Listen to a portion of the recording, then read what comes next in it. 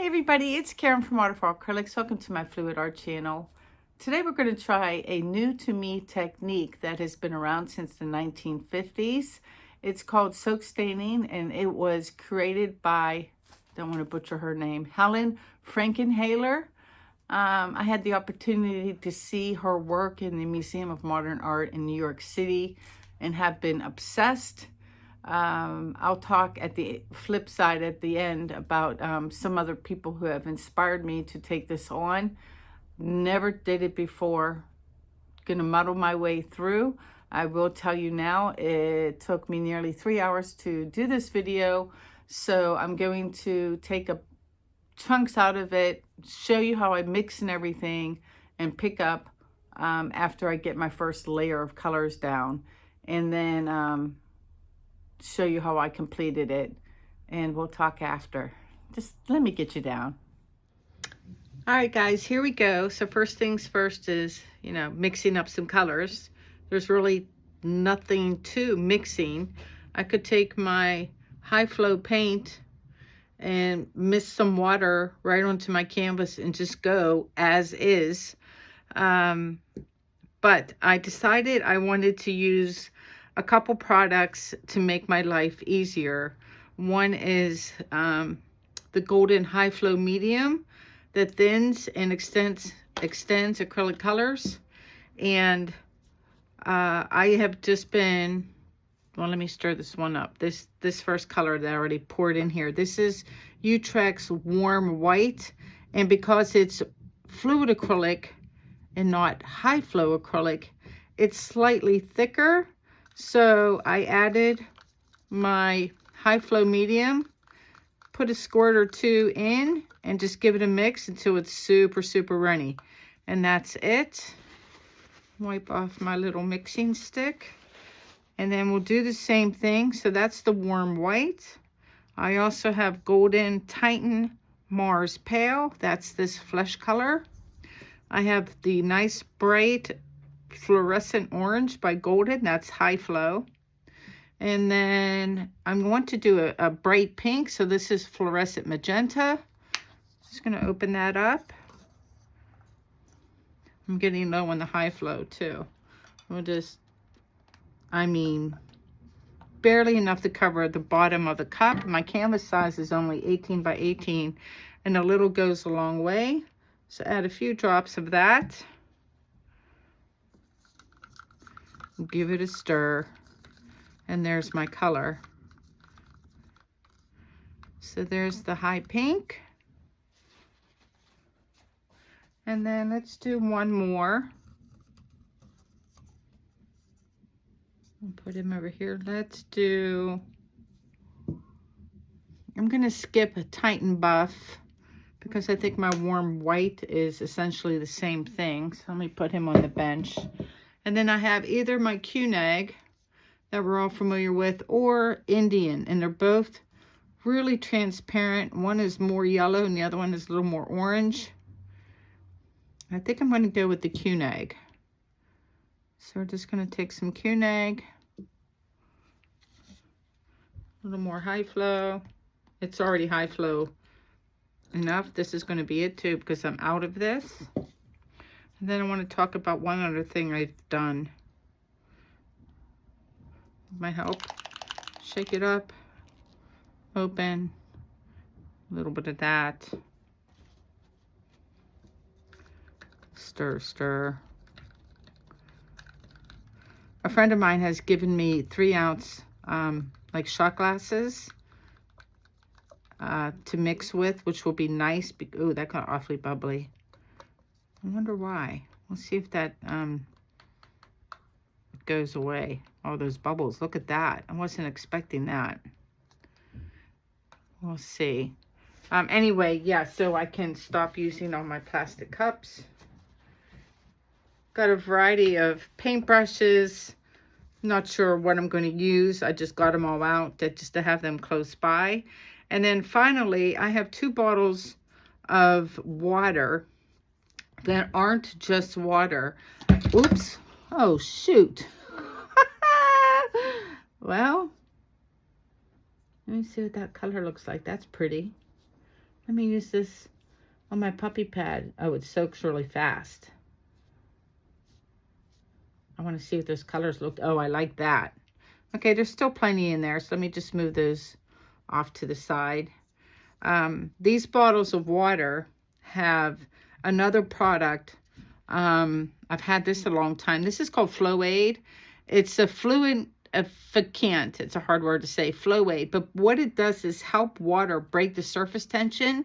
And Liquitex had a YouTube video about it and demonstrated how when you put a bead of water on a raw canvas, it just kind of sits there on top and doesn't want to move. And then when you add, I mean, the smallest amount of this product to water, I think I did, oh my gosh, 1/10 of an ounce, like barely anything into these 2 things of water.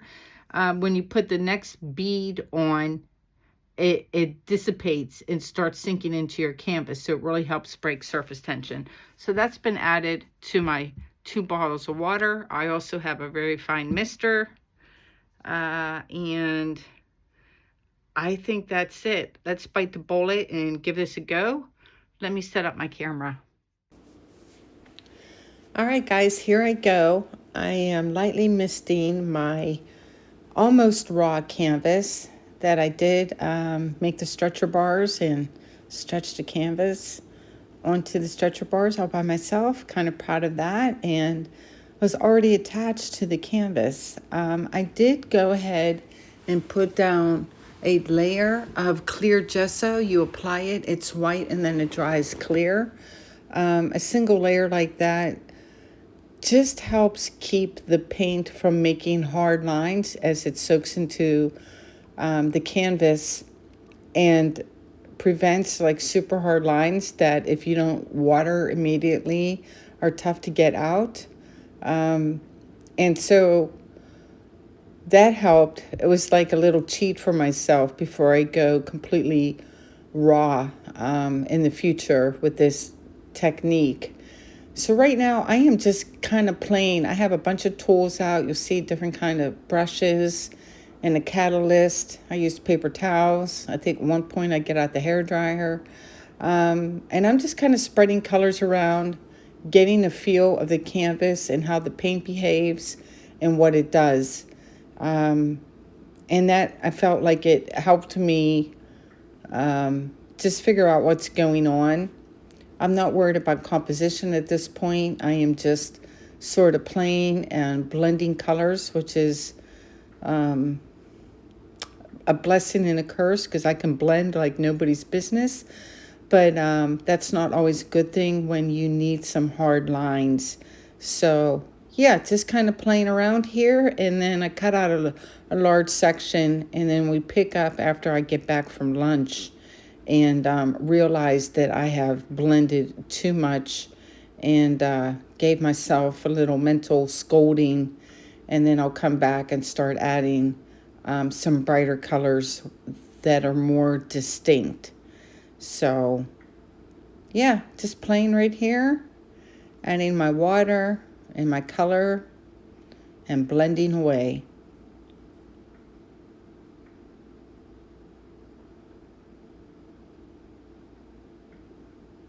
I did love how neat this was.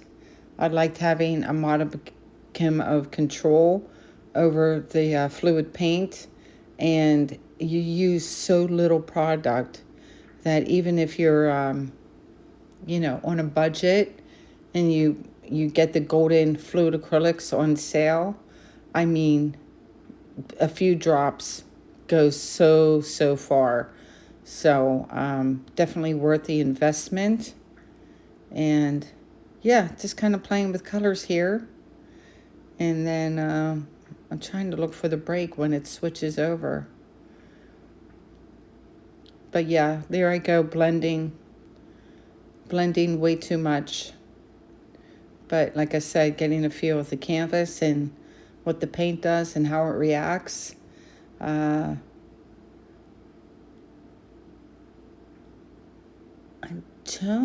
See how I'm blending with my brush? Just too much.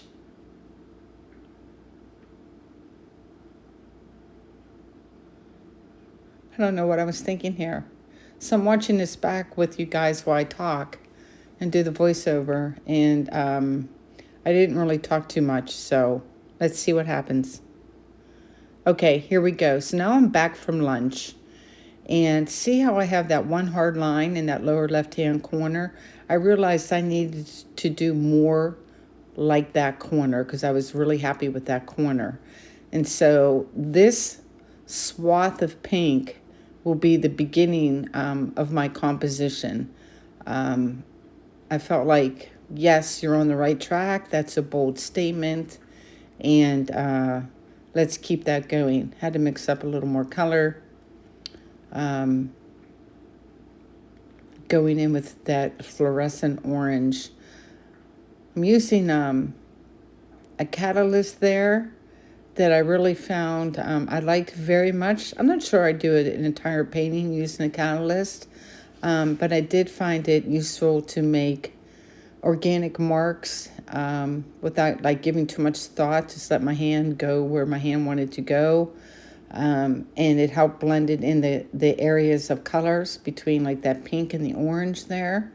So, and it came in handy to scrape off excess water when my canvas was too soaked, literally, or to correct mistakes. You could use the catalyst to scrape off color. So mixing up some more color and trying to calm it down a little bit here. Going back with the catalyst, I used a paper towel to make some organic, I like a crumpled up paper towel to make organic designs in the paint too. That was a lot of fun. Plus it helped remove color from areas if I had oversaturated an area. And I didn't talk a lot in this video because I really needed to be inside my own head and kind of get lost in what I was doing. So I forgot to talk half the time.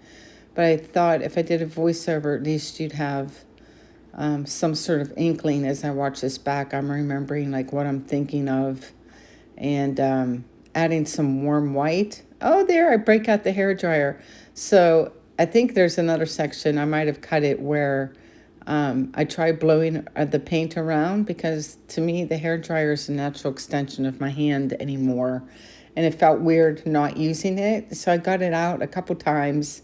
But what I found it was was for drying some paint and getting it to like kind of gel so it wouldn't move. So it was handy for that, but it didn't really work. You couldn't really blow the paint around too much. Now I'm coming in with some Q-Nag because I realized I needed some darkness with all these bright colors and just kind of spreading it around. I had areas where I failed repeatedly and I cut all of those out of the video where I just ended up misting water on top of a section and using the catalyst to just scrape it off and going again, which is like a really nice feature to be able to do with this technique. So in a way, it's very, very forgiving in that you can, while it's still wet, go back and fix up areas you don't like. It's difficult because unlike paint pouring, where you flip a cup or you blow out a balloon or you do a cloud pour, once you have paint on the canvas with those pouring techniques, your composition is halfway done for you. And then it just becomes a matter of using your hair dryer or tilting or touching up with the paintbrush to get your composition. This, with a blank canvas with just, a pile of color on it, it took a while for me to, in my brain, see the composition. A lot of it started with that swath of bright pink, gave me ideas of what to do. I like the addition of the warm white and that fluorescent orange that I'm adding to That's the top of the painting there. It's upside down for you guys. I really liked that. And then you'll see, I think in a minute here, once I'm done futzing with this bottom portion, that that big area in the middle that's kind of blank was my nemesis for quite some time. Yeah, I'm pointing it out, I think, to you guys there, where it needed something. It was too plain, too blank, and I wasn't quite sure what to do with it. And I cut it out of the video, but I think I had 4 or 5 fails in that quiet area. It looked unbalanced to me at this point. So, like anybody, when I'm unsure what to do, I either play with something else or I would get out my paintbrush and start painting the edges. So whenever you see me painting the edges, you know, like, oh yeah, she's thinking about what her next steps are. And here's where I decide, well, it needs more color. So that's what we're going to do here, is add more color to that center section and try to spruce it up a bit. There's an experiment right there with me. What happens if I tilt? And nothing happens. It just leaves a big streaky mess. So I'm like, oh yeah, don't do that. But it was good because it put a foundation underneath that bright orange. And yeah, I didn't realize how much I would pick up that catalyst and use it. I think I liked it because the one thing I did discover is you can use the catalyst and kind of put it in the middle of the puddle of color. And then if you push it and push it around on the edges and then lift up, you can make some nice edges. But apparently I didn't like that because I just took a paper towel to it and removed it. But yeah, it did come in handy for creating hard edges. So now I'm adding a little bit of Q-nag, and I thought that looked dirty and horrible. So, yeah, at least I'm consistent. I'm like, yeah, I don't like that. So I started dabbing that out of there too. Adding some more of my warm white. Put that under the Q-nag to help it get a little more orange. And thought, oh, let me see if I can tilt that. Nope, not really. And then what if I smear it with my finger? Well, then you just make mud. So yeah, like I said, a lot of fails in that middle section. I probably spent over an hour just on this part and just showing you a few examples of what I was playing with. It was, again, definitely a case of what if. What if I do this? What happens? And then discovering like, oh, no, you don't like that. So over and over again with this middle section. So if you take this on, don't get discouraged. Just keep working at it. I get there eventually with it. And yeah, I also, I don't know if I mentioned it yet, really liked using a crumpled up paper towel to press, yeah, there I am, to press on the paint to either lift it up or in areas where the paint was thick, it would make really cool organic designs and marks on the canvas that were really pleasing to me. So really liked using a crumpled up paper towel. And it's also a great little eraser. There's no doubt. So this is starting to get a little bit better here in the middle. A little more interest. Colors are starting to blend better. Getting very used to the catalyst. And these are just hella fun. And you, like I said, you use so little product. That part blew my mind. Like if I used with a total of all 5 cups, I want to say I used 2 ounces of paint in total. Because all my cups barely had half an ounce. Even if I had to top it off and go again. Adding some warm white to that middle, helping to calm down this painting. which you would think that it would brighten up the painting, but since those fluorescents are so neon, that this actually had the opposite effect. Oh, I'm going to show you. Did you see that? I added a single drop of that pink, my light magenta, and look how much it made on the canvas, like when I spread it around. It's kind of amazing.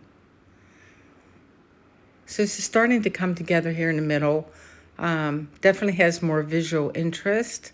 It could have some more crisper lines like I have in that lower left-hand corner. I wish I had more of those, but I think my blending habits were getting the best of me again here. And at some point, I'm thinking this whole thing just looks too bright. And this is where I decide, okay, you're going to change this, make it more landscapey, and use the Cunag, almost like a brown, like a sepia. And it was a good choice because of the colors underneath. You could still see it because Cunag is so transparent, but it ends up looking darker because it's not sitting on white. It's sitting on mostly pink, and gave like a pretty cool effect. There I am using my edge of the catalyst to make some hard little lines and designs. I believe I go back with the paper towel and soften those up so they're not so obvious. And yeah, putting some fluorescent pink underneath that Cunag I thought was a really good idea. And at this point, I definitely have my composition in my head of what I wanted to look like. And that's half the battle. That's more than half the battle, because then you have an idea of where to lay your colors and what you want it to look like. Because when I started it 2 hours prior, I had no idea. None. I had nothing in my brain of what the final result would look like. So once that happened, I felt like I was painting with more authority. I felt like I knew what I was doing. I was kind of used to how the paint behaved, and putting in some final touches here, making lines and then softening them up a bit, and just adding little bits of color. See these little lines I'm adding? And then I would touch them up with a paper towel to make them softer, not so obvious. And am I done? I think I'm pretty close to done. There's the view of it right side up. And let's see it up close. Phew, what a labor of love. It is literally like 3 minutes later and I'm back with the dry results, because you could just do hot air, high fan, and blow it around and poof, it's dry. It was awesome. So here's my very first attempt at soak staining. Fairly happy with it. Learned a ton. Definitely plan on doing more. Things I like are, let's go up in this top corner. I kind of like those hard edges. And the blending of the colors right there. And I wish I would have done that in this pink cloud part. It made it a little harder. I see some sort of person sitting there. And I do like the distressed warm white up against that pink. I think that looks really organic there. So pretty happy with that. Holy good grief, it's bright. I like the middle. I think I could have done something more with that swath of Cunag there. It's a little heavy for me. And I really like my bottom. Well, I like my bottom, but I like the bottom of the painting too. Cracking myself up. I like the, again, that I made it distressed. The blending of the colors. I think that part looks pretty great too. It almost has an optical illusion that I appreciate there. I didn't mean to make this so landscapey, but hey, for my first one, not bad. I don't like it in this gold floater frame that I just kind of stuck in there. It needs a walnut frame to calm it down a bit and complement that Q-neck, like something like, do I have one? Yeah, like this frame up here. See this color? This would go really well with this painting. So there's my first one. It won't get resined. I don't want to resin these pieces. It'll just get probably some Liquitex gloss varnish, or maybe even a satin varnish, and that'll be it. Let me flip around. All right, guys, that's it for me. What do you think? I'm anxious to hear your thoughts. It was hella fun. I'm kind of in love. I'll never give up the blooms or the occasional flip cups, but it's nice to teach myself something else to have in my little repertoire of art techniques. And if you're looking for inspiration, decide to take this on. Apart from watching Renska Downa, whose technique is completely different from what I did, but she does use the same materials. Watch Renska Downa. She's just amazing. And then I will put in the description section the names of a few artists that are on Instagram that have heavily inspired me to take this on. So anyway, that's it for this week. You guys take care. Be well. Please like, share, and subscribe. And I'll see you next time. Peace out.